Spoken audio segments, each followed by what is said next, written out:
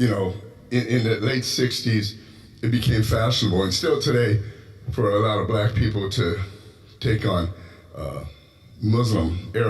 Arabic names.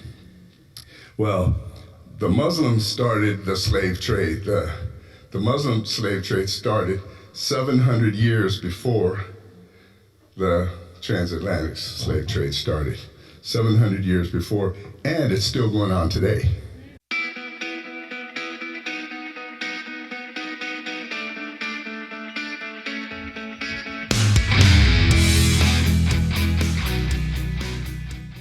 So, you all came here to hear a very dynamic gentleman tonight. You know him from radio here in town. He's penned a few things in his time, a few books. And if you listen to any of his podcasts or online, you're very familiar with Eddie Huff. You can tune in. It's fresh black coffee. Is Van doing that with you now? Okay, David Van Risingham is on the podcast with Eddie. Eddie has a great new book out. I can't wait to get a copy of it and read it. The title is Y'all Have Sinned, How Blaming Others is Not a Winning Strategy. Amen? So without further ado, I want to bring up Eddie Huff to speak to us tonight, and I'm just really excited to hear what you got to say, Eddie. Come on up. Give him a hand. Thank you. Actually, I have to clarify something. This is actually my first book. Is it your first? Yeah. I know usually my Facebook posts are like books. It's so funny. When I was in school, all of us remember, teachers say, I need a 1,000-word essay.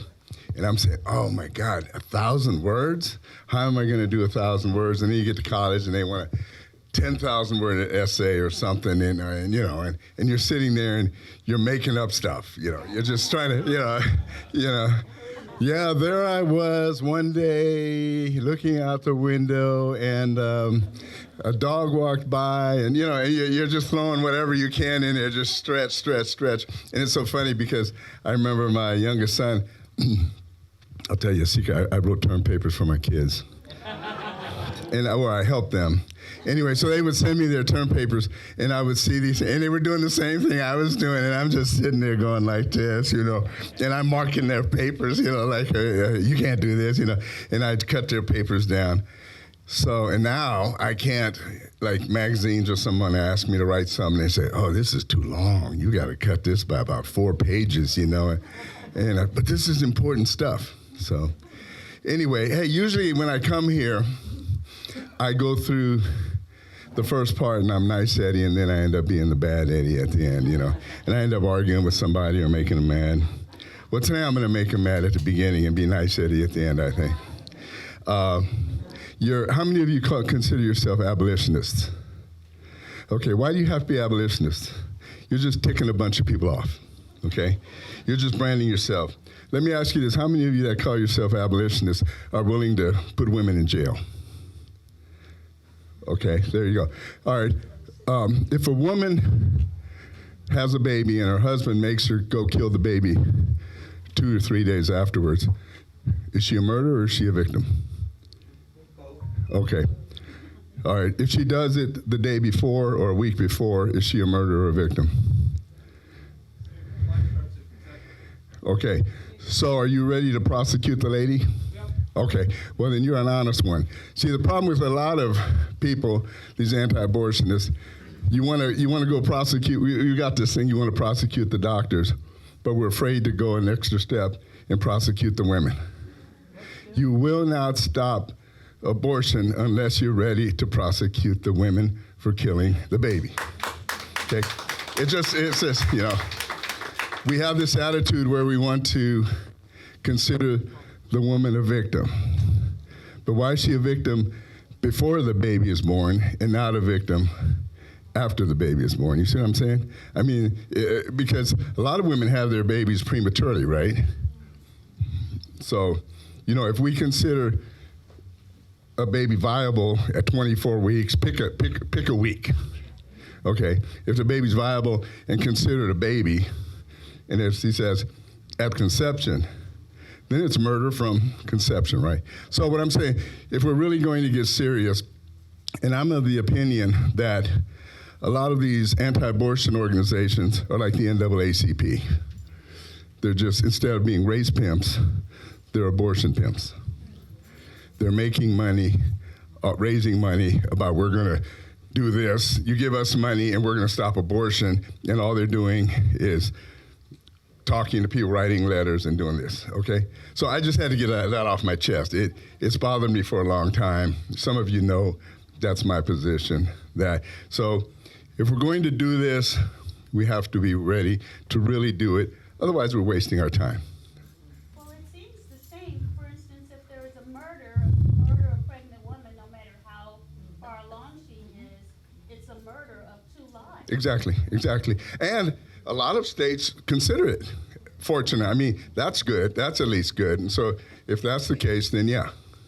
I would just say the caveat is that abortion can be natural. In other words, miscarriage is an abortion.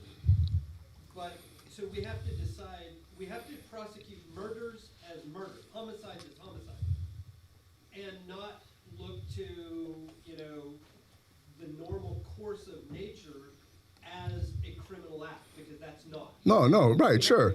If somebody has a miscarriage, that's a miscarriage. I mean, it's a medical thing, yeah. But I'm talking about you go down to a Planned Parenthood clinic or something like that, then that's what I'm saying, okay? The second thing is, many of you, well, there's 2 things. Actually, now I just thought of another one. The first one is the Super Bowl Sunday, this truck boycott. The truck boycott, the Canadian boycott was what they call organic. It just sprung up. These truckers are boycotting their livelihood, right? So they're marching or having their trucks and protesting at the Capitol. And it seems like an organic, a peaceful thing. Now they're trying to boycott the Super Bowl. Someone's trying to organize this thing. And I smell a rat, okay? And I think everyone with a brain should start writing and standing up against it, because I think it's almost like the January 6th protest. The original protest with the president speaking and the people gathering, that was good, it was organic, but there was something that was going on elsewhere that to try to take the total attention and focus and turn it into something else, and you see what's happened ever since then, okay? So we have to, I always like to say, Jesus said it best, be wise as serpents and harmless as doves. And unfortunately, it goes all the way back. Do you remember when Nancy Pelosi made the big show of walking into the Capitol with the big gavel? You were there, okay. And she walked between the crowds, and the people were yelling and screaming. Well, I was sitting at home yelling and screaming, but I was yelling at the crowds. Imagine if the crowd had turned their backs and fallen silent, not said a word. Not said a word. The silence would have spoken so much more loudly than the screaming and yelling, because then Congressman Cleveland said that they called him a nigger and spat at him, which never happened. But he was able to say that, and a bunch of people who didn't pay attention believed it, you see. But these are the type of things that we don't think about.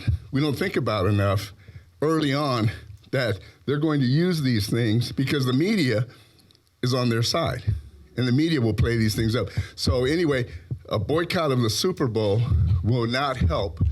It will actually be turned against the thing we're actually trying to do. Anyway, I just had to get that out. What I was asked to come for, though, was my book. Debbie, may I borrow that? They actually beat me to it's funny. This book has been out on Amazon since December, and I couldn't even get copies. I would have had to buy one. Amazon has printing presses of their own. So the publisher sent the manuscript, and then they print it right away. And so people all over have been getting this, and I just finally got mine last week. The name of this book is Y'all Have Sinned. Now, you can look at this in a number of ways. You all have sinned, and why all have sinned. And the subtitle is How Blaming Others is Not a Winning Strategy. And I'll tell you how this started. About 30 years ago, I used to be a concert promoter, gospel concert promoter in Germany for the U.S. military. And I was asked to do a tour for a lady named Shirley Caesar. She was the queen of gospel. Yeah, I figured y'all would know who she is. Y'all, you all. Anyway, so I never met the lady. I knew she was real good and well known. So about 2 days before she showed up, I felt the Lord speak to me and say, when you meet Shirley here in a couple of days, I want you to tell her that she's not supposed to preach tonight, you are. And it was like Noah in that Bill Cosby routine. Yeah, right. Yeah, right. And so, but it wouldn't leave. And so I went through the day, and next day I said, man, this is weird. I said, okay, God, okay, so what am I supposed to say? If this is you, okay, what am I supposed to say? And so God gave me this message from Daniel 9, basically where Daniel confessed the sins of the nation. And so, sure enough, Shirley shows up with the guy. And so a little later, I saw her alone. I said, hey, listen, Shirley, I know you've never met me. You don't know who I am, but I feel the Lord told me that tonight I'm supposed to preach instead of you. So you do with it whatever you want. I'll see you. And I walked away. So I was in the back, you know, the money changer, T-shirts, albums, all that stuff, ticket sales. And so towards the music's winding down, she's up there, she's walking around, you know, talking. And so I'm in the back and boom, boom, my heart's just beating. Please don't call me, please don't call me, please. I was just scared to death. I wasn't like I am today where I'm not afraid anymore. Well, I'm a little bit, let's put it this way, I cover it well. I'm much better than I did. So anyway, the music's going, and all of a sudden I hear this. A young man came up to me earlier tonight and said he was supposed to speak to y'all instead of me. Young man, if you're out there, come up here. I said, oh, man. So sure enough, I go up there. So anyway, if you all have never been to a black gospel meeting, they like to preach with the music 100 decibels. You know, they don't cut it any. So I walk up there, and she hands me the mic, and I just stood there. She comes and snatches the mic, and she goes, talking, and she hands it back to me. I still didn't say anything. She takes it away again. You know, I thought, oh, you blew your opportunity. But finally, she got the hint, and she told him to tone it down. So she did. And so then I start talking. Basically, the message was that Black America has been so gifted that as a race, we have come from nowhere, bondage, poverty, slavery, etc., and we've risen to the pinnacle of this nation. And that was before we had a black president. And, movies, athletics, entertainment, you name it, science, medicine, everything.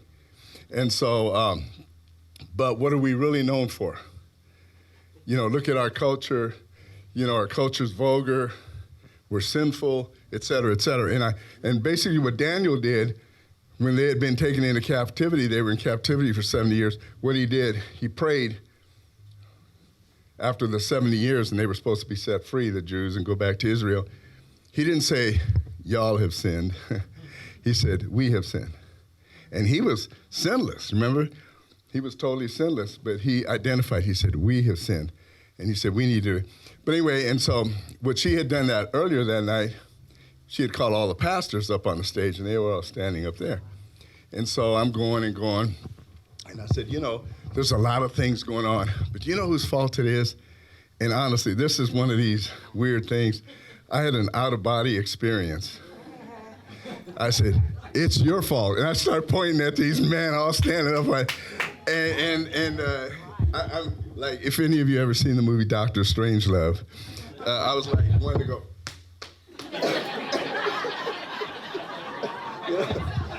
I'm the one that fight my hand.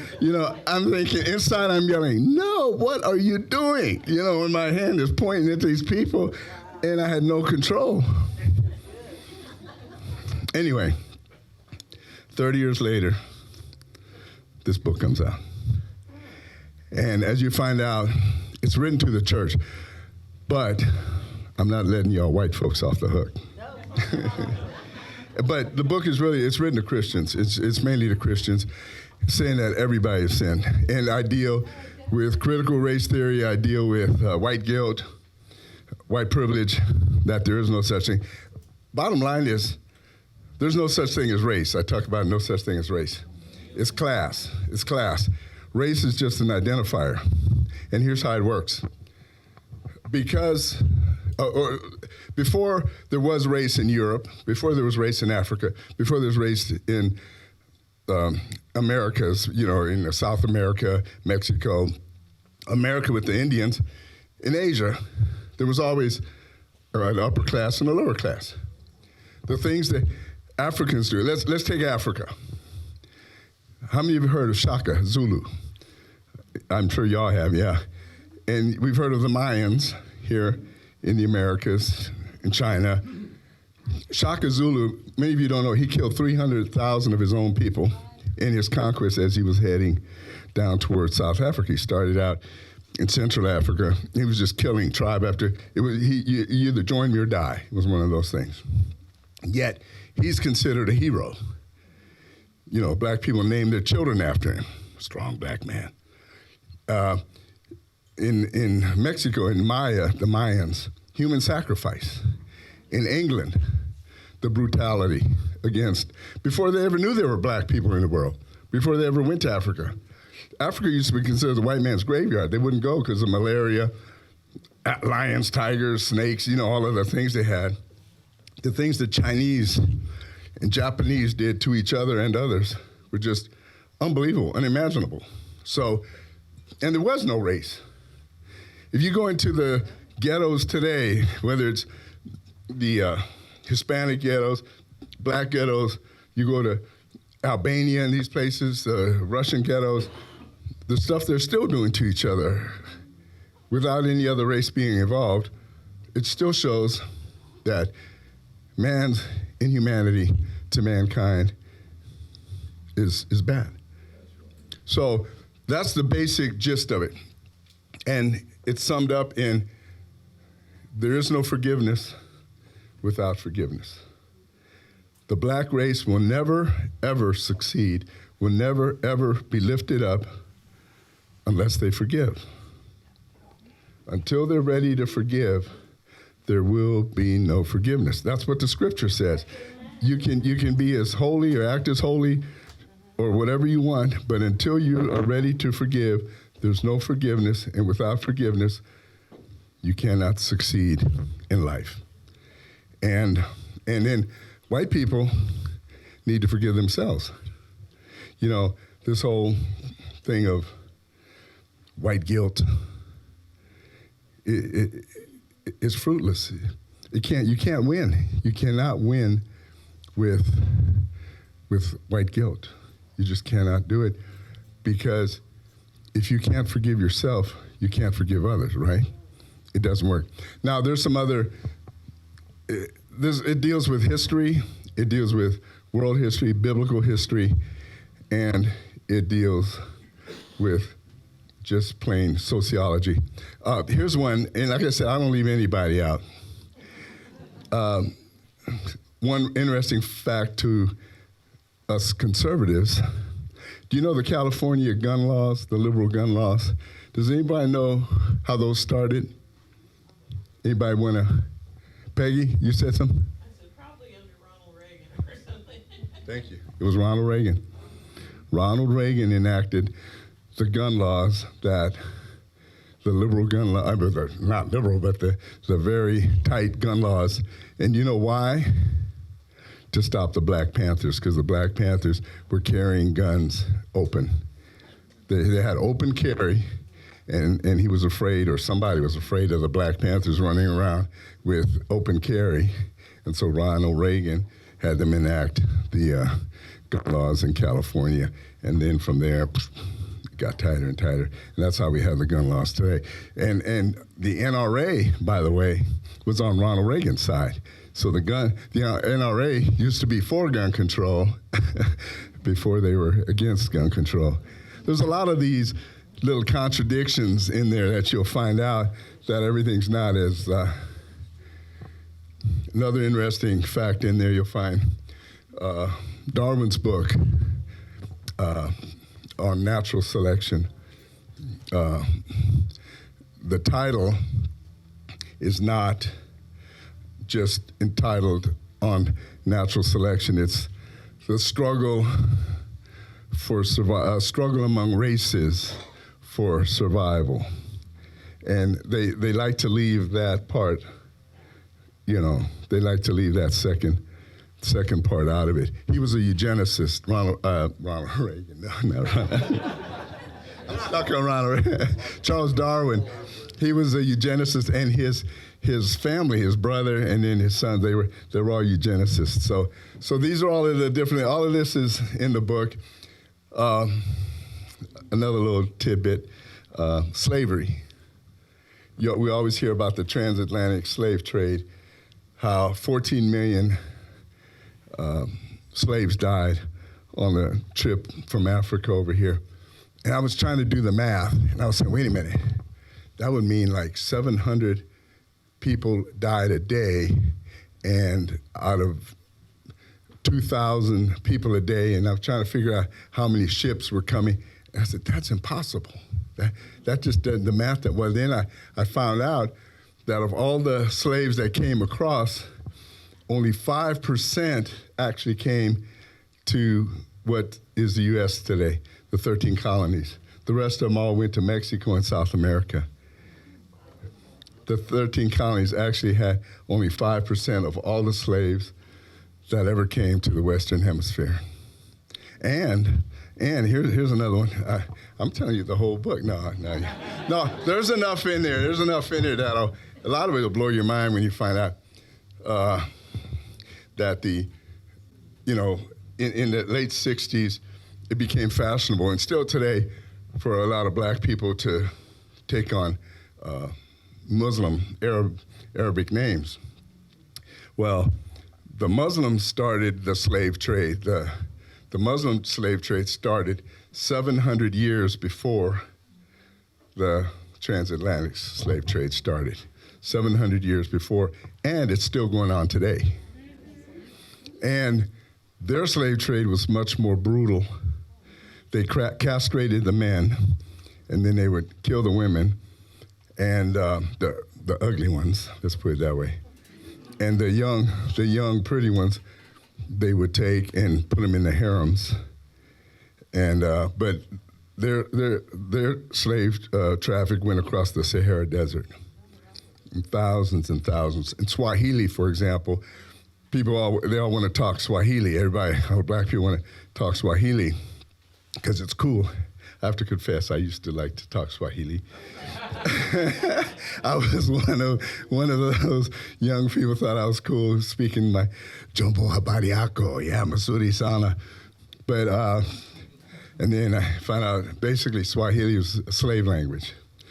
And but they thought it was a cool thing to, be named Omar or whatever.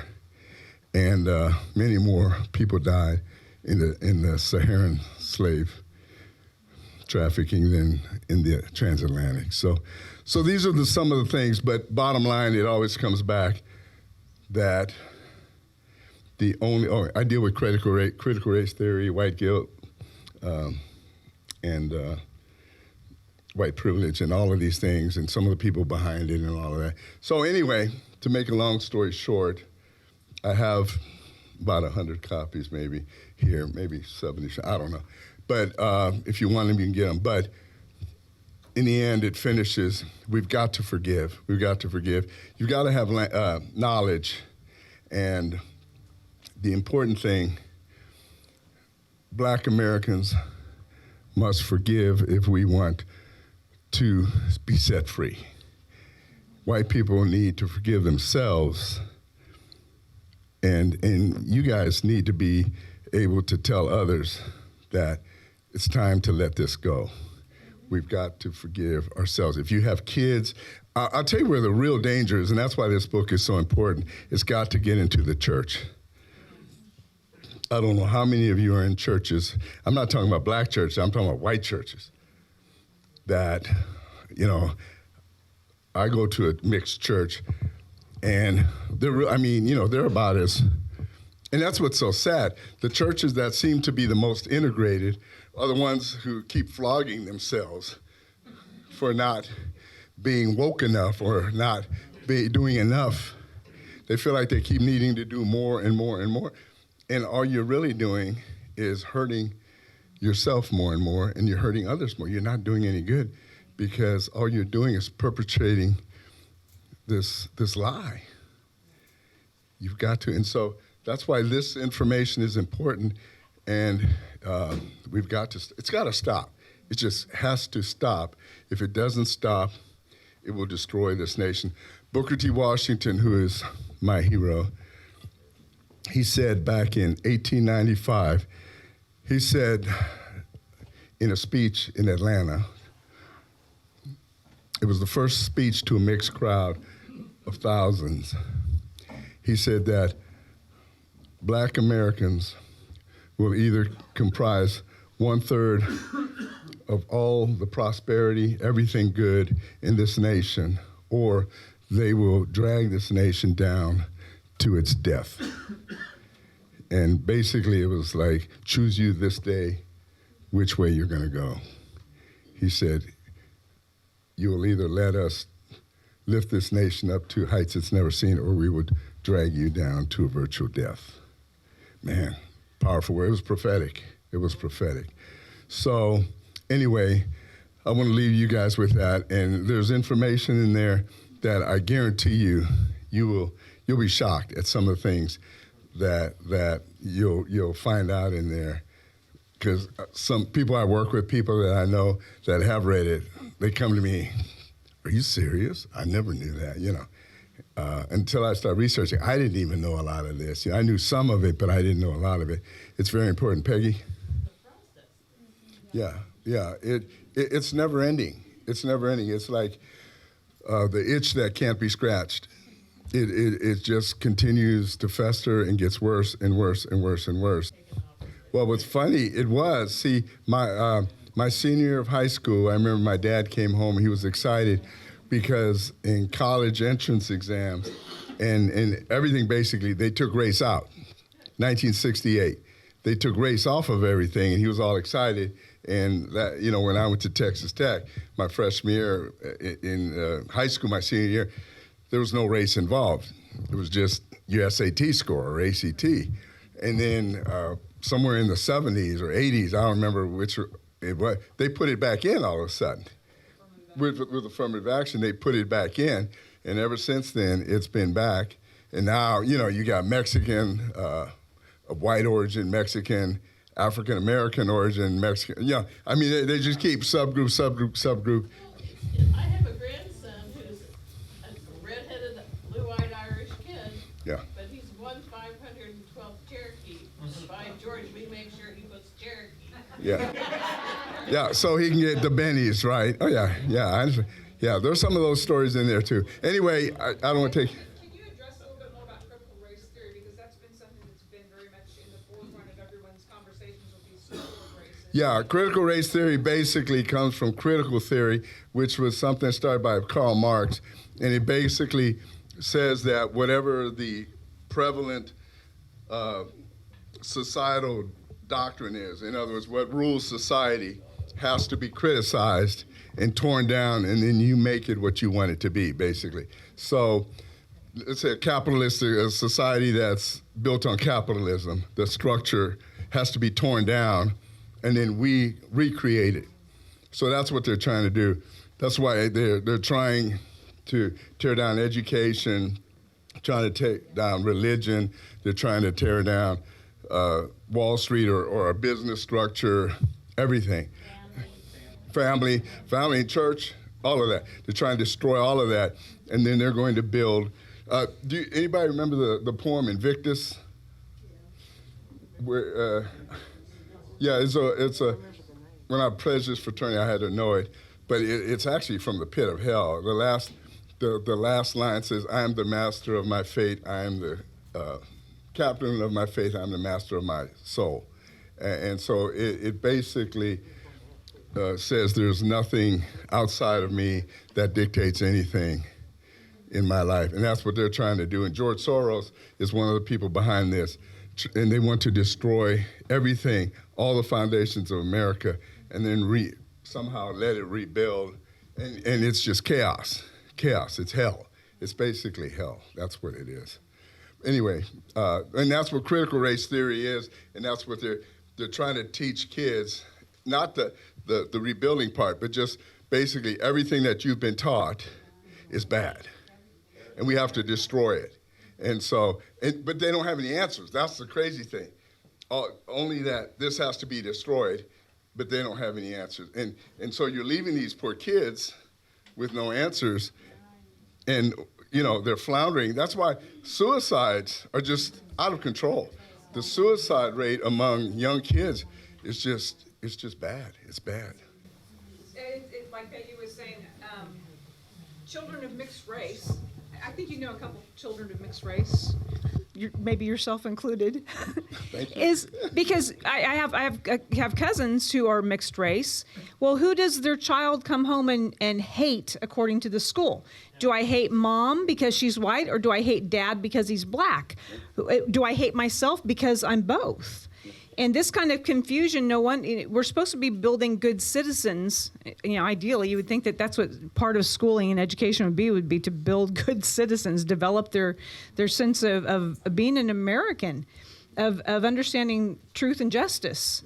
But instead, we're teaching division, we're teaching hatred, we're teaching this one's good, this one's bad. And like I said, the more that we dwell on these racial issues, the more it devolves. It certainly doesn't heal. It does. It does not heal. I was ashamed of my mother and didn't want people to see me with my mother for a while because she was German.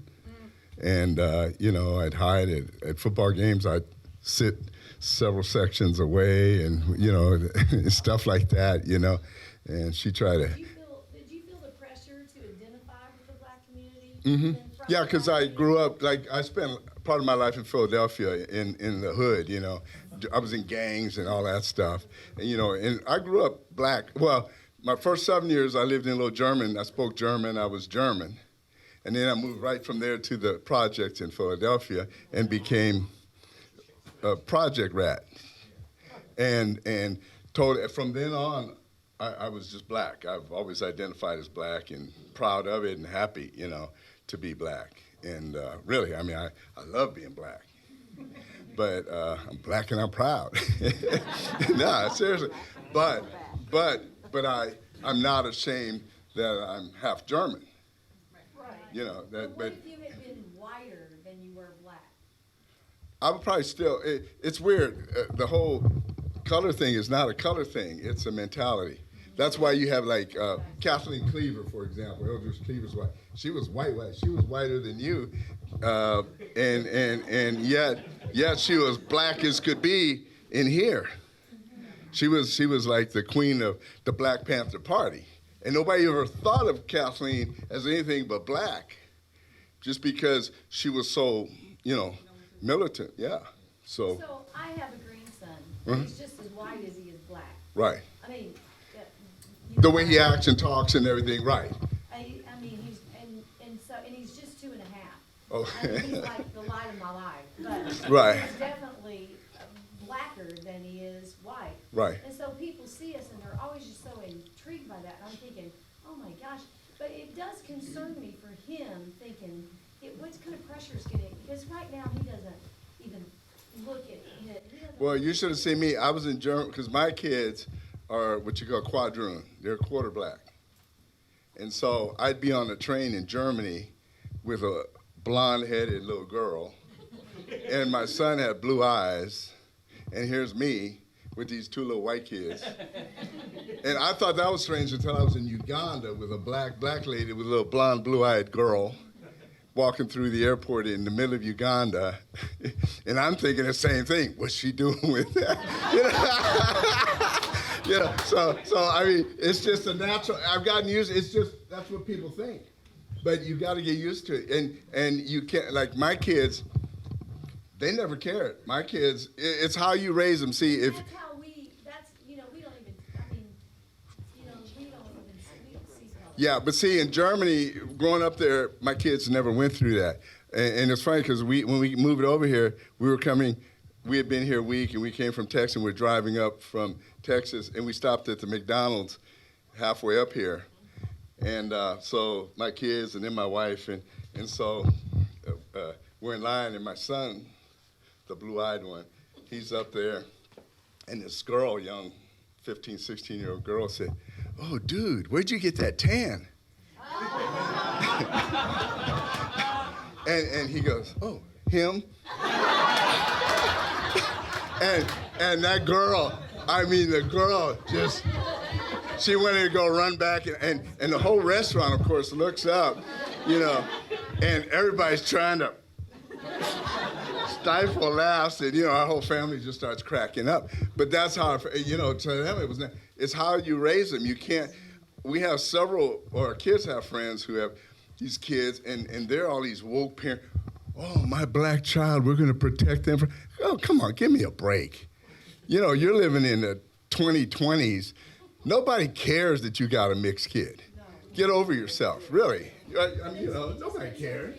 You're trying to, look at us, that's what that is, Nobody cares. I mean, you're the only ones that care. You want somebody to notice you. "Oh, look at me, I've got a black child." Like that's something special, So do 20 million other people,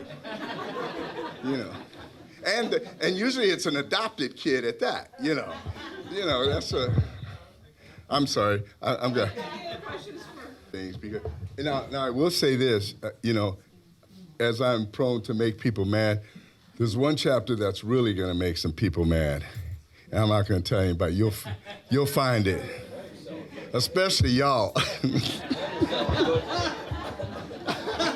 Y'all. No, I'm not going to tell you, but you'll know exactly what it is when you get to that chapter in the middle of the book. It'll shock the rest of everybody in here. No, listen, I say in the beginning, it's not my purpose to try to hurt people or make people mad, but the truth hurts. Sometimes it hurts. But the same truth that hurts, it also heals. So once we face it, it's not my purpose to hurt, and I'm not just trying to point, and I don't go after the things I go after with the purpose of hurting. I go after it to just try to expose things and deal with reality, the facts. Like the Ronald Reagan thing, I mean, he's like an idol. He's like Martin Luther King to white people, He's like the white Martin, right? Or to Republicans, okay? Or John F. Kennedy to Democrats, that's him. And so I'm sorry, he wasn't all that, okay? He was good. I mean, he was good. Martin was good, but 1619 Project, many of you have heard of, okay? It's 1619. It's nothing that, it's all a lie, okay? 1619, the ship that supposedly brought the first slaves, they weren't slaves, they were indentured servants. And there were white ones and black ones. Now, that's just the first part of the story. The real amazing thing is, one of those indentured slaves became free and bought his own slaves. And one of those slaves finished out his term and decided he wanted to go work for a white farmer. Well, the black farmer, who was one of the 1619 indentured servants, decided to sue to keep him getting back. And that is the case that made slavery legal in the state of Virginia and in the 13 colonies. So the first actual slaves was a black person making a slave of his own fellow race person. And that's how we got slavery in America. A black person buying another black person and his family for perpetual slavery. And how were the slaves sold and acquired over in Africa? Who was selling them there? The Africans selling them. Oh, that's a funny thing. I always say, if reparations were ever legalized, Barack Obama would have to pay twice because his daddy's people sold us and his mother's people bought us. And I'll leave it with that.